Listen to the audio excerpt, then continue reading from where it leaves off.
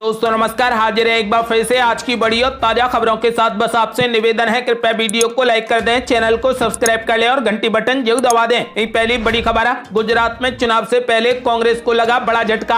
हार्दिक पटेल ने पार्टी से दिया इस्तीफा। ये आपको बता दें कि गुजरात विधानसभा चुनाव से पहले कांग्रेस पार्टी को बड़ा झटका लगा है। पाटीदार नेता हार्दिक पटेल ने पार्टी से इस्तीफा दे दिया है। हार्दिक पटेल ने इस्तीफे की जानकारी अपने ट्विटर हैंडल पर दी है। उन्होंने कहा कि आज मैं हिम्मत करके कांग्रेस पार्टी के पद और पार्टी की प्राथमिक सदस्यता से इस्तीफा देता हूं। मुझे विश्वास है कि मेरे इस निर्णय का स्वागत मेरा हर साथी और गुजरात की जनता करेगी। मैं मानता हूं कि मेरे इस कदम के बाद मैं भविष्य में गुजरात के लिए सच में सकारात्मक रूप से कार्य कर पाऊंगा। हार्दिक पटेल ने कांग्रेस अध्यक्ष सोनिया गांधी को पत्र लिखकर अपना इस्तीफा सौंपा है। उन्होंने पत्र में कहा कि अनेक प्रयासों के बाद भी कांग्रेस पार्टी द्वारा देश हित एवं समाज हित के बिल्कुल विपरीत कार्य करने के कारण मैं पार्टी से इस्तीफा दे रहा हूं। उन्होंने आगे कहा कि देश के युवा एक सक्षम और मजबूत नेतृत्व चाहते हैं, लेकिन कांग्रेस पार्टी सिर्फ विरोध की राजनीति तक सीमित रह गई है, जबकि देश के लोगों को विरोध नहीं बल्कि ऐसा विकल्प चाहिए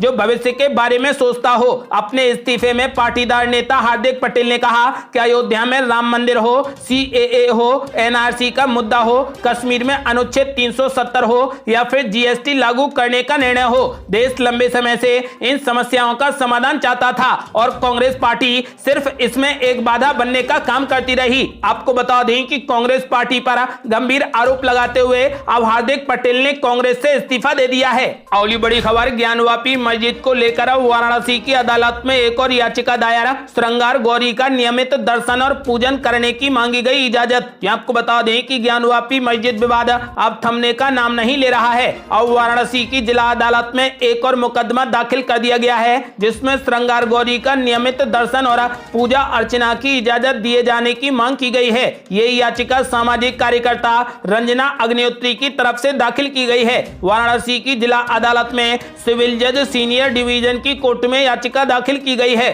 श्रृंगार गौरी की पूजा के साथ ही याचिका में कई अन्य मांगे भी रखी गई हैं। ज्ञानवापी मामले में आज वाराणसी की कोर्ट में सुनवाई नहीं होगी। कोर्ट के वकील आज हड़ताल पर हैं। कोर्ट में 3 याचिकाएं दायर की गई हैं। आज 2 याचिकाओं पर सुनवाई होनी थी। पहली याचिका नंदी के सामने दीवार तोड़ने की है और दूसरी याचिका शौचालय और वजूखाना शिफ्ट करने की है। और अब ये तीसरी याचिका दायर की गई है, जिसमें श्रृंगार गौरी का नियमित दर्शन और पूजन करने की इजाजत मांगी गई है। आपको बता दें कि फिलहाल ज्ञानवापी मामले में आज वाराणसी की कोर्ट में हड़ताल के चलते सुनवाई नहीं होगी। अगली बड़ी खबर, अयोध्या और काशी के बाद अब मथुरा की बारी। श्री कृष्ण जन्मभूमि से सटी शाही ईदगाह मस्जिद को सील करने की मांग। आपको बता दें कि मथुरा अब मंदिर मस्जिद की राजनीति का नया केंद्र बन सकता है। इसके लिए वाराणसी की ज्ञानवापी मस्जिद में सर्वे कराने का कोर्ट का फैसला नजीर बन रहा है। वकीलों और कानून के कुछ छात्रों के एक समूह ने मथुरा की एक कोर्ट में याचिका दायर कर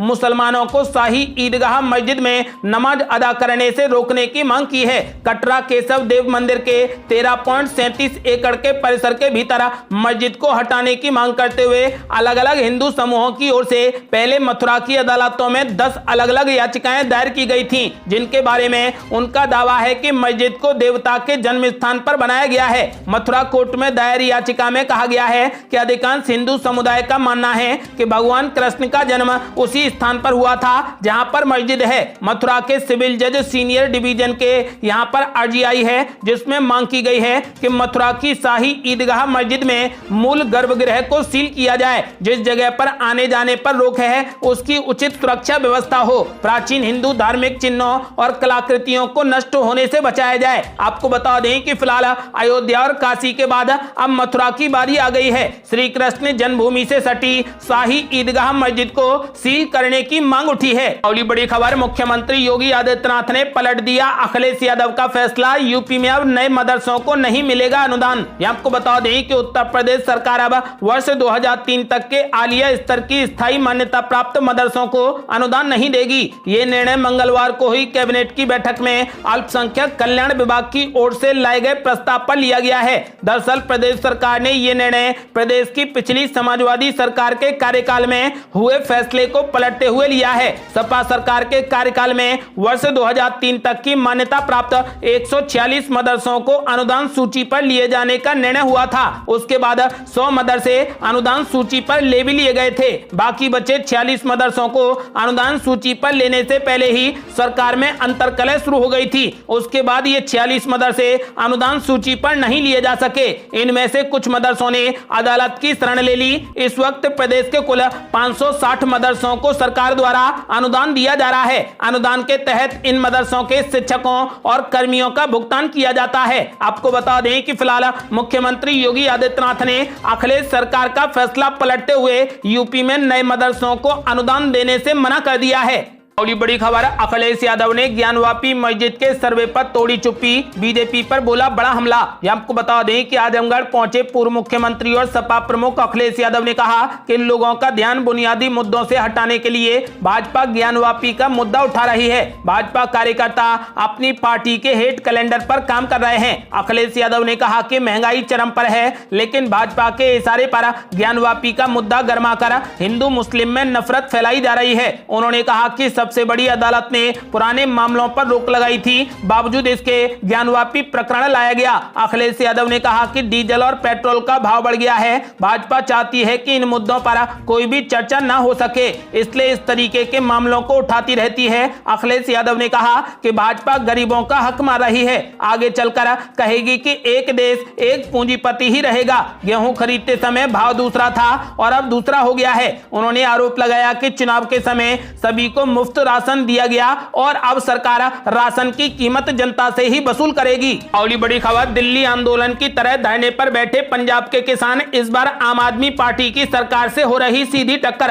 आपको बता दें कि 1 साल से ज्यादा समय से देश भर के किसानों ने केंद्र सरकार के 3 कृषि कानूनों के खिलाफ दिल्ली के विभिन्न बॉर्डर पर लगातार धरना दिया था। किसानों के आगे अंततः केंद्र सरकार को झुकना पड़ा और तीनों कृषि कानूनों को वापस लेना पड़ा। अब उसी तर्ज पर पंजाब के किसानों ने आम आदमी पार्टी की सरकार से दो हाथ करने की प्लानिंग कर ली है। दरअसल आज पंजाब के किसानों ने अपनी विभिन्न मांगों को लेकर राजधानी चंडीगढ़ मुख्यमंत्री भगवंत मान से मिलने के लिए आ रहे थे, लेकिन मोहाली सीमा पर ही पंजाब पुलिस ने उन्हें रोक दिया। इसके बाद किसान वहीं पर अपना बोरिया बिस्तर लगा के दिल्ली की तर्ज पर धरने पर बैठ गए और मुख्यमंत्री भगवंत मान से मिले बगैर धरना खत्म नहीं करने की धमकी दे डाली है। किसानों की प्रमुख मांग है कि गेहूं की खरीद पर 500 रुपए का बोनस दिया जाए और धान की बुआई शुरू करने की अनुमति 10 जून से दी जाए, जिस पर राज्य सरकार ने रोक लगा दी है। पंजाब के किसानों ने आम आदमी पार्टी के नेतृत्व वाली राज्य सरकार पर दबाव बनाने के लिए राज्य की राजधानी जाने से रोके जाने के बाद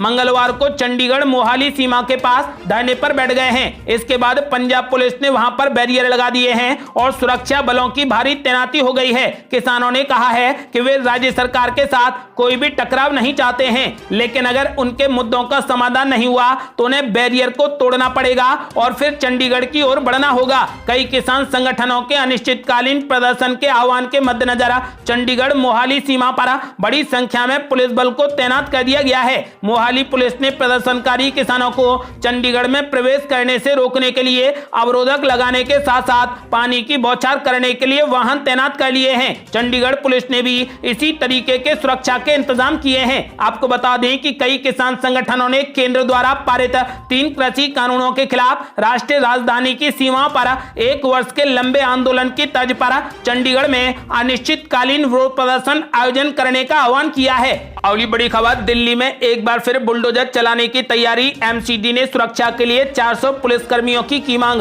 आपको बता दें कि 2 दिन के सन्नाटे के बाद राजधानी दिल्ली में एक बार फिर एमसीडी का बुलडोजर अवैध निर्माण पर चलने को तैयार है। उत्तरी दिल्ली नगर निगम ने दिल्ली पुलिस को चिट्ठी लिखकर 400 पुलिसकर्मियों की मांग की है। उत्तरी दिल्ली नगर निगम सुल्तानपुरी के अलग अलग वार्डों में अतिक्रमण के खिलाफ अभियान चला रहा है। सुल्तानपुरी के वार्ड नंबर 45 में पीर बाबा की मजार के आसपास कार्रवाई होगी। इसके अलावा 908 नंबर बस टर्मिनल के पास मछली बाजार में अतिक्रमण हटाया जाएगा। अतिक्रमण हटाओ अभियान के दूसरे चरण में उत्तरी एमसीडी ने 20 मई तक का प्लान तैयार कर लिया है। आपको बता दें कि कल और परसों 2 दिन अभियान जारी रहेगा। 19 मई को सुल्तानपुरी के जगदम्बा मार्केट में बुलडोजर चलेगा, तो वहीं 20 मई को मंगलपुरी के कतरन मार्केट में कार्रवाई होगी। हालांकि ये सब इस बात पर निर्भर करेगा कि दिल्ली पुलिस सुरक्षा मुहैया कराती है या नहीं। अगर पर्याप्त सुरक्षा नहीं मिली तो एमसीडी को अपना अभियान टालना पड़ सकता है। अगली बड़ी खबर, सुप्रीम कोर्ट ने दे दिया बड़ा आदेश, राजीव गांधी हत्याकांड के दोषी पैरा रेवलन की जेल से होगी रिहाई। यह आपको बता दें कि पूर्व प्रधानमंत्री राजीव गांधी हत्याकांड के दोषी एजी पैरा रेवलन को सुप्रीम कोर्ट से राहत मिल गई है। उच्चतम न्यायालय ने उन्हें रिहा करने का आदेश दिया है। पैरा रेवलन पिछले 31 सालों से जेल में बंधे हैं। पैरा रेवलन ने अपनी रिहाई में होने वाली देरी को लेकर सुप्रीम कोर्ट में अर्जी लगाई थी। साल 2018 में तमिलनाडु सरकार ने उन्हें रिहा करने की सिफारिश की थी। इसके बाद यह मामला कानूनी पेंच में फंस गया था। पूर्व प्रधानमंत्री राजीव गांधी हत्याकांड के दोषी एजी पैरा रेवलन को अब 31 सालों के बाद सुप्रीम कोर्ट से राहत मिल गई है। उच्चतम न्यायालय ने उन्हें रिहा करने का आदेश दे दिया है। अगली बड़ी खबर, शीना बोरा हत्याकांड में बड़ा फैसला, इंद्राणी मुखर्जी को सुप्रीम कोर्ट ने दी जमानत। आपको बता दें कि शीना बोरा हत्याकांड में सुप्रीम कोर्ट की तरफ से बुधवार को बड़ा फैसला आया है। कोर्ट ने मामले में मुख्य आरोपी इंद्राणी मुखर्जी को जमानत दे दी है। शीर्ष अदालत का कहना है कि वो 6.5 साल से जेल में हैं। जस्टिस एल नागेश्वर राव और बीआर गवई और एएस बोपन्ना की बेंच ने यह फैसला सुनाया है। मुंबई पुलिस ने 25 अगस्त 2015 को बेटी शीना की हत्या के आरोप में मुखर्जी को गिरफ्तार किया था। आपको बता दें कि फिलहाल इंद्राणी मुखर्जी को सुप्रीम कोर्ट ने जमानत दे दी है। अगली बड़ी खबर, असम में बाढ़ प्रभावितों की संख्या हुई दोगुनी, भारी बारिश की कड़ी चेतावनी। आपको बता दें कि एक तरफ जहां पर दिल्ली जैसे शहरों में भीषण गर्मी से पिछले सारे रिकॉर्ड टूट रहे हैं, तो वहीं पूर्वोत्तर में भारी बारिश लोगों पर कहर बनकर टूटी है। यहां पर तेज बारिश के बाद बाढ़ और भूस्खलन के हालात बन चुके हैं। वहीं लाखों लोग इससे प्रभावित हुए हैं। मौसम विभाग के अनुसार फिलहाल बारिश से राहत मिलने की उम्मीद नहीं है। अगले 4 दिनों तक बारिश होगी। जानकारी के मुताबिक असम में 4 लाख लोग बाढ़ से प्रभावित हुए हैं। 24 घंटों में ही यहां पर प्रभावितों की संख्या दोगुनी हो चुकी है। लगातार बारिश के कारण हुए भूस्खलन से असम के बराक घाटी और दीमा हसाओ जिले और पड़ोसी राज्यों त्रिपुरा, मिजोरम और मणिपुर से रेल और सड़क संपर्क टूट गया है। असम राज्य आपदा प्रबंधन प्राधिकरण के बुलेटिन में कहा गया है कि प्रभावित लोगों की संख्या सोमवार को 20 जिलों के 1,97,248 से 26 जिलों में 4,03,352 तक पहुंच गई है। आपको बता दें कि करीब 1 लाख प्रभावित लोगों के साथ में कछार सबसे अधिक प्रभावित जिला है। ये थी अब तक की बेहद बड़ी खबरें। यदि आप भी चाहते हैं कि भारत जल्द से जल्द कोविड मुक्त हो जाए